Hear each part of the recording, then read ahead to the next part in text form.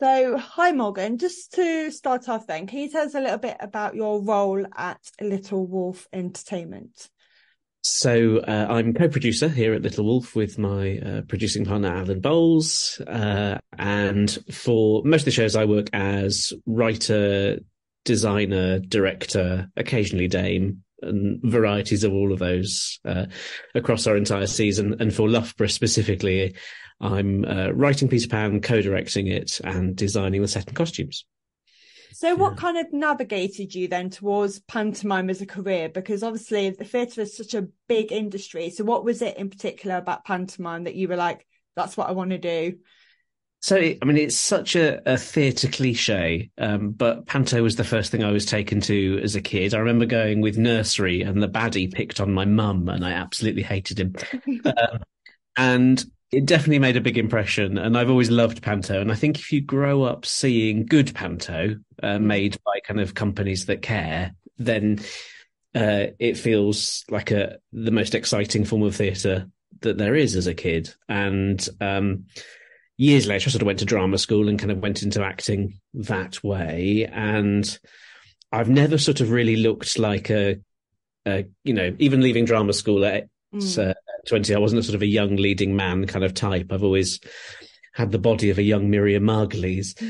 And so you kind of look around and you go, right, what am I going to do every year that's going to mean I can survive and pay my rent? And it was panto. And we did a couple. And then Alan and I were actually working on a panto in Slough as actors. And it was absolutely dreadful. We had a director that said things like, "Oh, I don't want any jokes." Well, this is going to be really awkward then. So we next year found out that that theatre was going to be closed because they'd lost so much money on the panto. And so I rang them and said, "Well, give it to us, and we can't do a worse job than than they did last year." And they took a punt, and since then we've sort of built the company from that, really. So I think if we'd sat down and made a proper business plan, we wouldn't have done it because it would have been too scary and too intimidating. But we were young enough and stupid enough to give it a go. And we started in Slough, and then we sort of built and added more venues year on year. And now this season we're presenting 5 pantos across the UK and celebrating our 10th year in Loughborough, which is all rather lovely. And I know that you mentioned about, for a lot of young people, I mean, I'm like yourself, I saw panto was probably one of the first things I ever saw. And, there's a lot of things happening at the moment where people are saying, theatre is so fundamental for young people.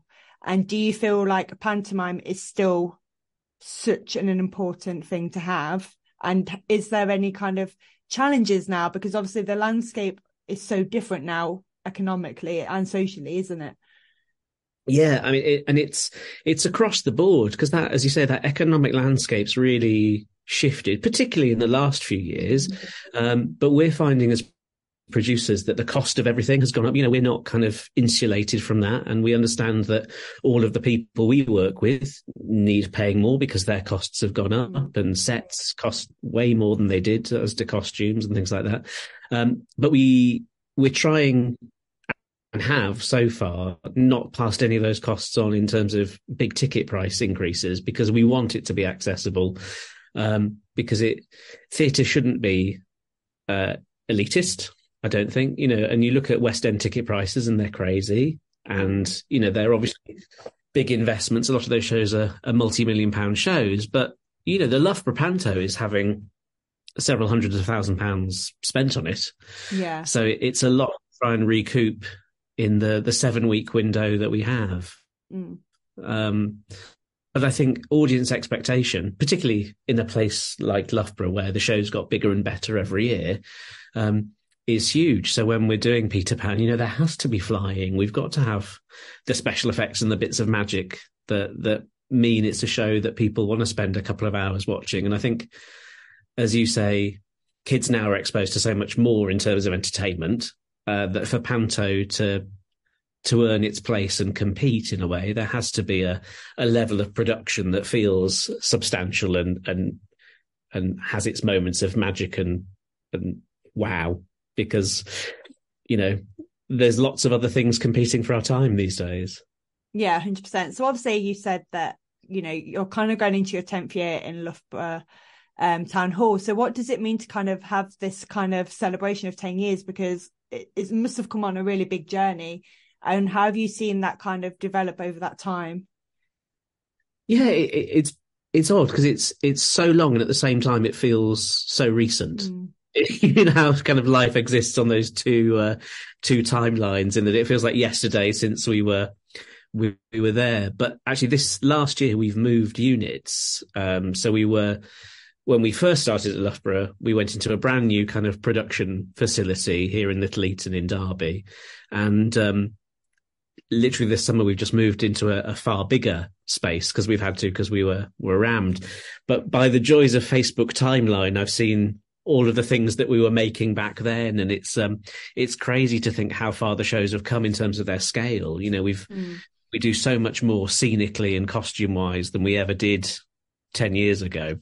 And you know, the people we work with, you know, a lot of the casts that we've had over the years have gone on to do brilliant things in the West End. So Ben, who was our first Jack in Jack and the Beanstalk, has been in Jersey Boys for the last few years, and Laura, who was in Beauty and the Beast, went on to be Elphaba in Wicked, and then we just had Sam, who was with us for 2 years, who's gone into Phantom this year. So it's brilliant that over 10 years we've kind of made a family of people that go on and do other things. And Martin Ballard, who was Dame for 14 years, and I still occasionally chat. And when I stopped being Dame at Loughborough and we brought in James, he stayed with the company, and he's at one of our other venues now. And then we're just bringing in a brand new Dame this year, which is really exciting, that this kind of continuity of people. Yeah. It's like a budget version of The Crown. Every so many years you get a new Dame, and that's a little bit like a new Olivia Colman or or what have you. Yeah.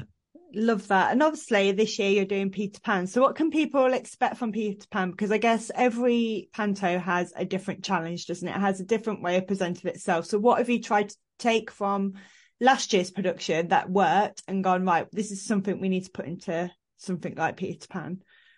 So I think panto has some ingredients that people expect. So, you know, you've got to have certain moments. A ghost gag is always popular. There's lots of kind of so we've got to have some slosh, some slapstick, some mess in there.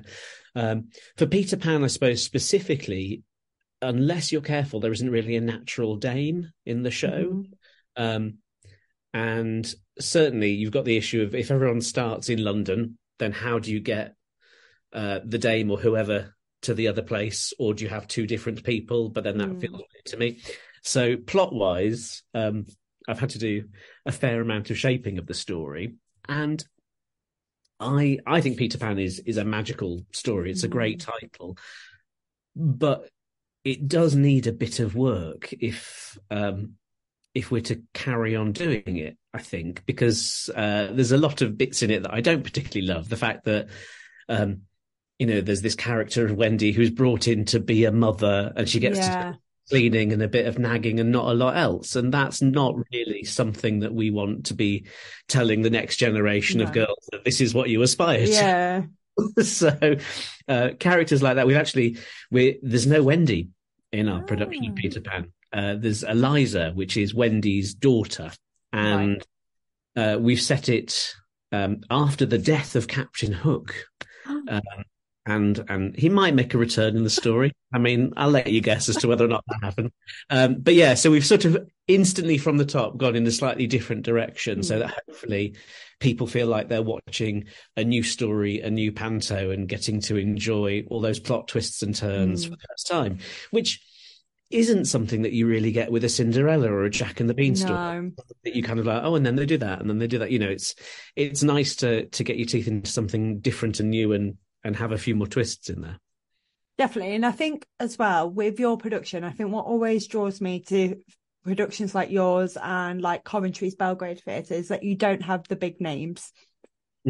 And that's something that I always feel is a really positive thing to not have these big names.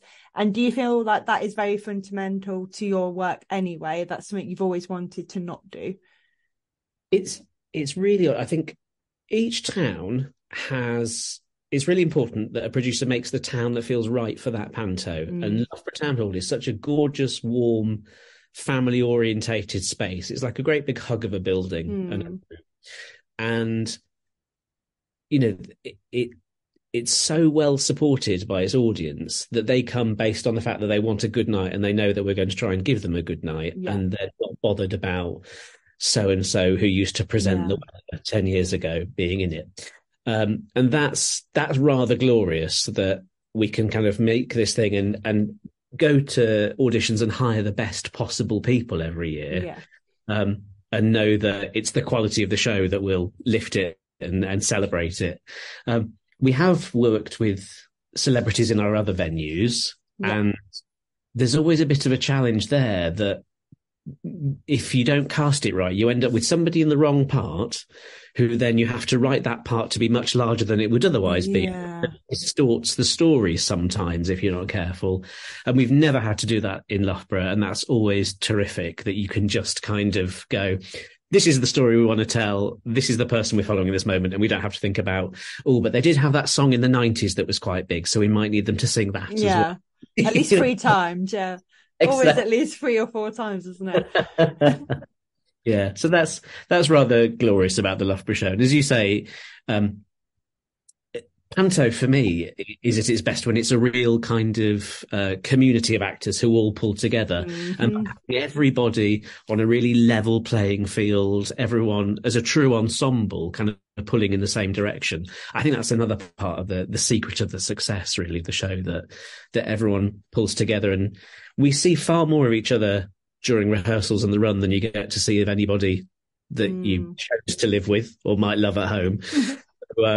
So that it does become its own little family, definitely, with the crew, the backstage team, everyone pulling together.